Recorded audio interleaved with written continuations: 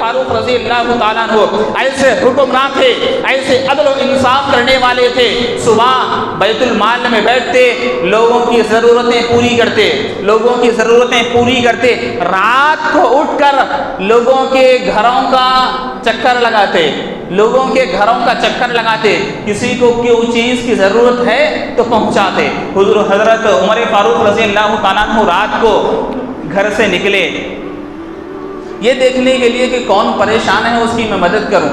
کون ہے؟ عام انسان نہیں، بادشاہ، وقت کا بادشاہ، آج دنیا پر حکومت کرنے والا، بغیر سیکیورٹی کے رات میں اکیلا تنے تنہا لوگوں کی مدد کے لیے نکلا، اکیلا تنے تنہا لوگوں کی مدد کے لیے نکلا۔ ایک گھر میں پہنچے، گھر سے بچوں کے رونے کی آواز آ رہی تھی، گھر سے بچوں کے رونے کی آواز آ رہی تھی۔ عمر فاروق رضی اللہ تعالیٰ عنہ دستک دیتے ہیں، اندر سے ایک بڑھیا نکلتی ہے، اندر سے ایک عورت نکلتی ہے۔ عمر فاروق رضی اللہ تعالیٰ عنہ نے اس بڑھیا سے پوچھا یہ بچے رو کیوں رہے ہیں، بچے رو کیوں رہے ہیں؟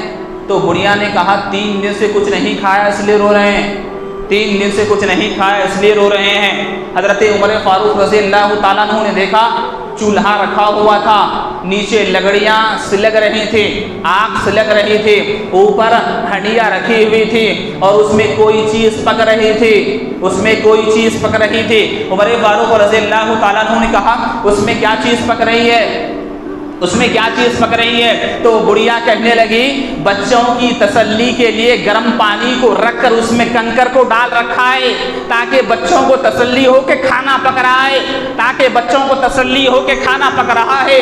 جب میں نے ہنڈیا کو رکھا بچوں کو تسلی ہو جائے گی، بچے تسلی کی وجہ سے سو جائیں گے، میرا کام بن جائے گا، اس وجہ سے میں نے ہنڈیا کو چولہے پر رکھا ہے۔ اور وہ بڑھیا کہنے لگی یہ ملک کا بادشاہ عمر ہے، کل قیامت کے دن اس کا گریبان پکڑوں گے، کل قیامت کے دن اس کا گریبان پکڑوں گے، اس لیے کہ میرے گھر میں 3 بچے بھوکے ہیں۔ عمر کیا کر رہا ہے، عمر کیا کر رہا ہے؟ یہ تو حضرت عمر فاروق رضی اللہ تعالیٰ عنہ تھے۔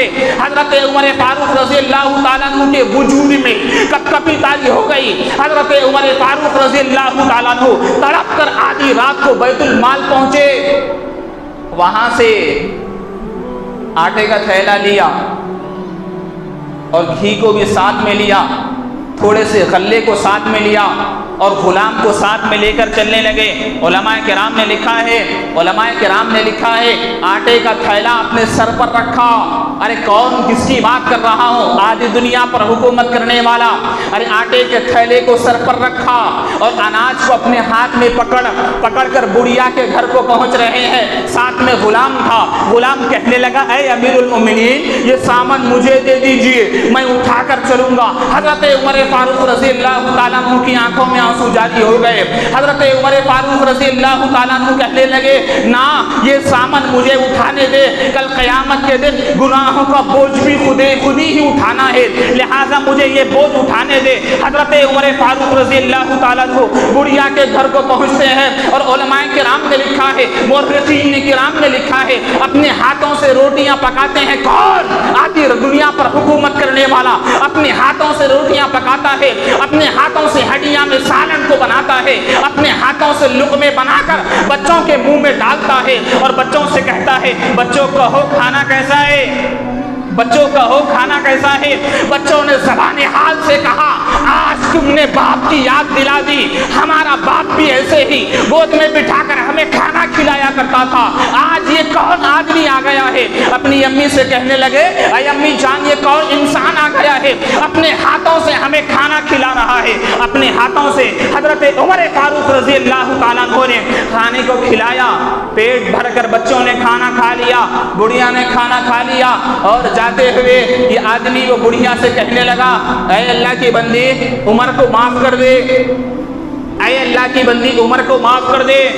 تو وہ بڑھیا کہنے لگی تم عمر کے کون لگتے ہو، تم عمر کے کون لگتے ہو، عمر کی سفارش تم کون کر رہے، تم کیوں کر رہے ہو؟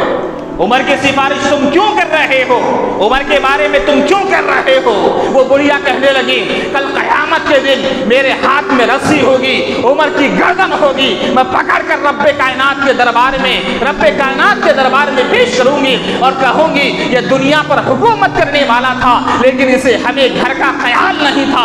حضرت عمر فاروق رضی اللہ تعالیٰ عنہ جیسے ہی یہ جملہ سنا پھوٹ کر رونے لگے اور بڑھیا سے کہنے لگے وہ بدبخت انسان آپ کے سامنے کھڑا ہے، پوری دنیا مجھے ہی عمر کے نام سے جانتی ہے۔ جیسے ہی وہ بڑھیا نے سنا اس کی بھی آنکھوں میں آنسو جاری ہو گئے اور حضرت عمر فاروق رضی اللہ تعالیٰ عنہ کہنے لگے اے بڑھیا مجھے معاف کر دینا، اے بڑھیا مجھے معاف کر دینا، میں دنیا کی تکلیف برداشت کر سکتا ہوں، آخرت کی تکلیف برداشت نہیں کر سکتا، میں دنیا میں تکلیفوں کو برداشت کر سکتا ہوں، کل قیامت کے دن میرا محبوب بھی ہوگا، میرے محبوب کے سامنے مجھے رسوا نہیں کرنا، میرے اللہ کے سامنے مجھے رسوا نہیں کرنا، صحابہ کے سامنے مجھے رسوا نہیں کرنا، اے بڑھیا اللہ کے لیے مجھے معاف کر دے، اللہ کے لیے مجھے معاف کر دے۔ وہ بڑھیا کہنے لگی اے عمر میں نے تجھے معاف کر دیا، اے عمر میں نے تجھے معاف کر دیا۔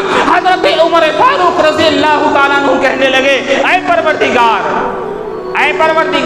یہ بڑھیا بھوکی تھی مجھے پتہ ہی نہیں چلا، آج میں بڑھیا کو کھانا کھلا دیا ہوں، اے رب کائنات مجھے معاف کر دینا۔ یہ کون کہہ رہا ہے جس کو دنیا میں جنتی ہونے کی گارنٹی مل گئی؟ وہ انسان کہہ رہا ہے اے اللہ مجھے معاف کر دے، وہ